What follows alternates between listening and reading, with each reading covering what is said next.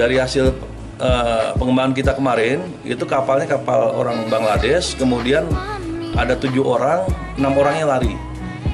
Dan 1 orang berhasil kita amankan atas nama Mokhtar, warga negara Bangladesh. Dan dia mengakui bahwa ada pembiayaan untuk masuk, untuk membawa, mentransportasi orang-orang ini masuk ke wilayah kita. Jadi kita duga ini adalah sindikasi jaringan people smuggling. Kemudian di wilayah Aceh Timur juga beberapa waktu yang lalu ditangkap ada truk yang mengangkut orang-orang Rohingya ini. Entah tujuannya sampai sekarang kita belum tahu kemana, tapi berhasil kita gagalkan karena mereka juga tidak mau ditampung di sini, lari ke daerah lain.